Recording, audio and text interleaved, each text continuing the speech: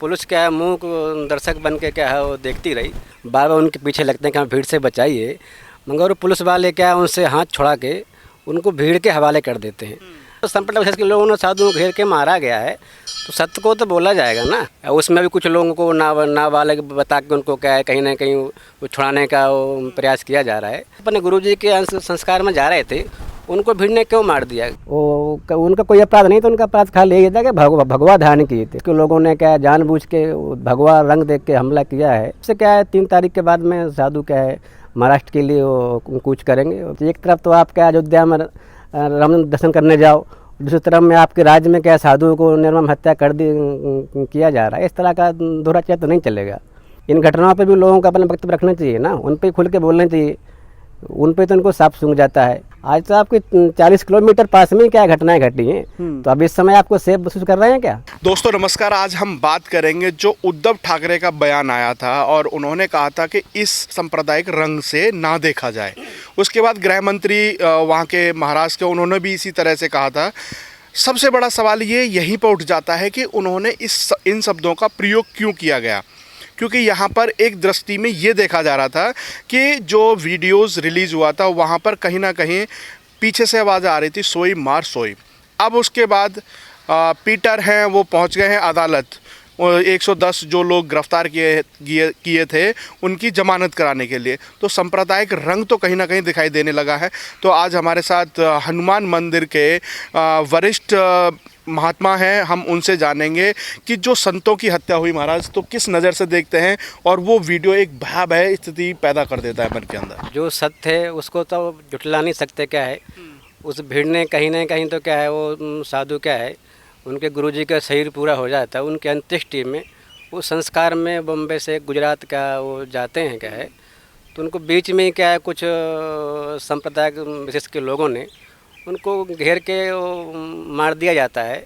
वो भी मतलब विडम्बना से बात की, पुलिस चौकी के पास में क्या है पुलिस क्या है मुंह को दर्शक बन के क्या है वो देखती रही, और वो सहायता के लिए क्या है उनसे गुहार लगाती रही, मतलब उनकी कोई मतलब क्या है उसमें सुनवाई नहीं हुई। पुलिस अगर आ जाती है तो उन संतों को ये लगा कि अब हमारा बचाव हो जाएगा, उनको भरोसा जगा, तो पुलिस का उन्होंने कहीं ना कहीं हाथ पकड़ा और उस वीडियो में साफ साफ दिखाई दे रहा है पुलिस ने हाथ झटक दिया।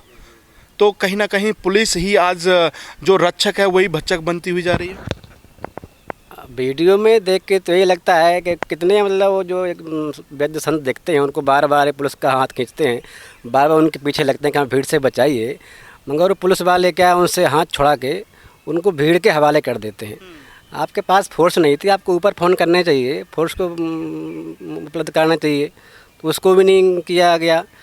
तो कहीं ना कहीं तो क्या है मतलब धर्म विशेष को टारगेट करके क्या है ये भगवा रंग का क्या है कहीं भगवा रंग देख करके उनके ऊपर अटैक किया गया। जी, मतलब जानबूझ के भगवा रंग देख के क्या है उसको अटैक किया गया, उनको मार दिया गया। क्या है संत समाज की तरफ से क्या मांग रहेगी उद्धव सरकार से?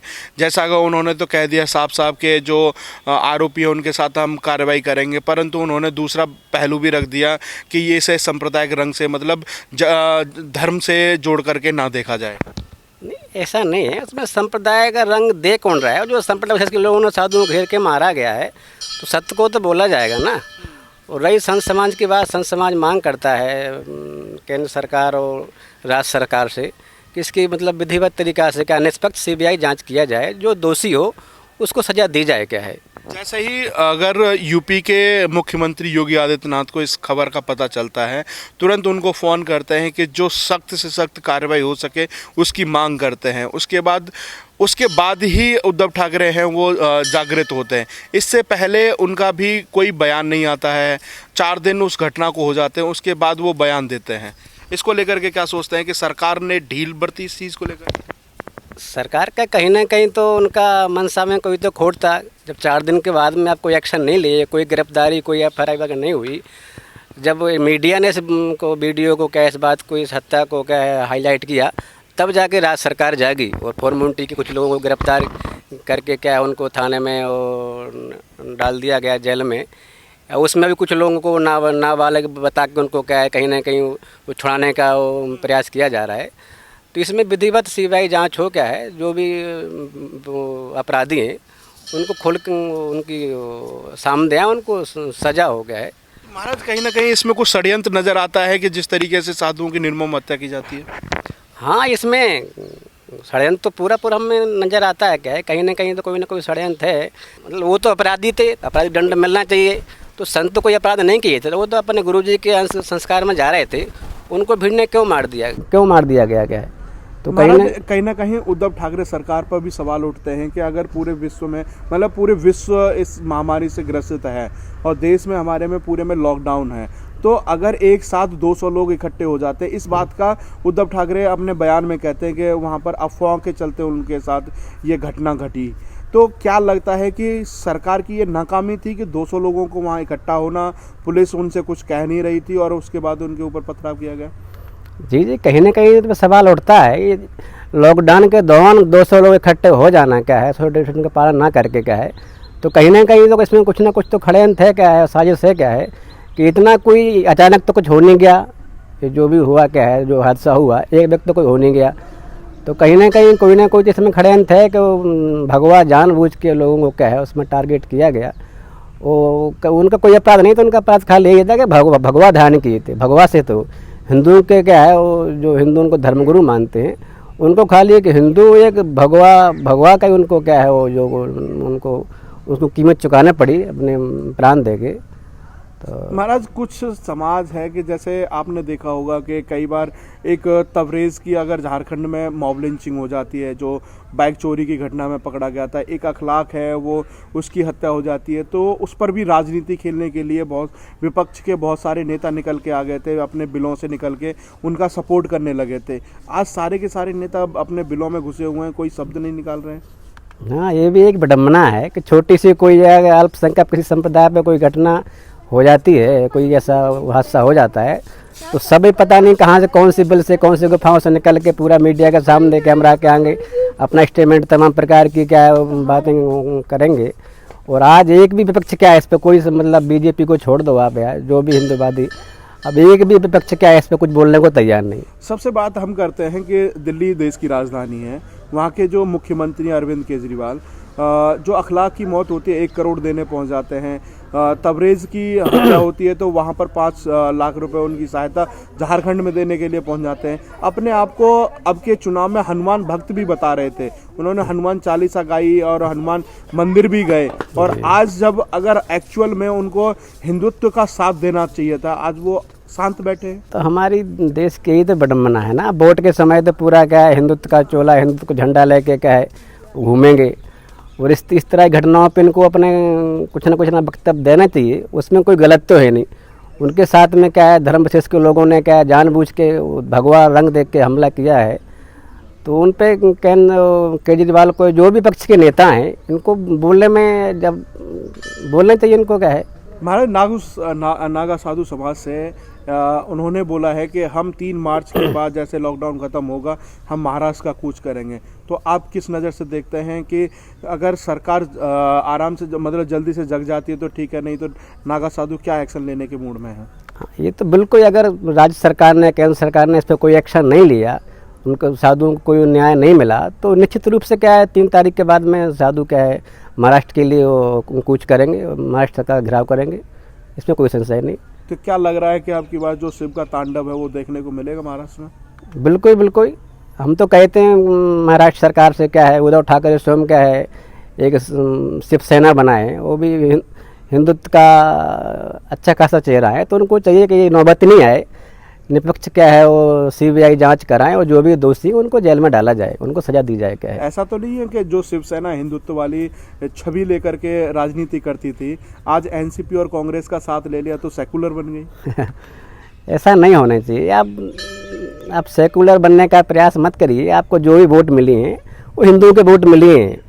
आप सोचो कि एनसीपी या कांग्रेस के वोट मिल जाएँ अल्पसंख्यक, क्योंकि आपको मिलने वाली नहीं है। आपका चेहरा एक हिंदुत्व का है, उसको ही रखें तो ज़्यादा बेटर रहेगा। क्या है तो आप हिंदुत्व के एजेंटों को छोड़ेंगे तो हमें नहीं लगता उनको भविष्य क्या है। तो महाराज उद्धव ठाकरे अभी कह रहे थे कि हम राम मंदिर के लिए जाएंगे, वहाँ पर उनकी चरण वंदना भी करेंगे। अगर आज वास्तविक चरण वंदना की ज़रूरत पड़ी, संतों का साथ देने की ज़रूरत पड़ी, तो वहाँ पर जाति विशेष और सांप्रदायिक रंग को देखने की उन्होंने वहाँ पर बातचीत शुरू कर दी।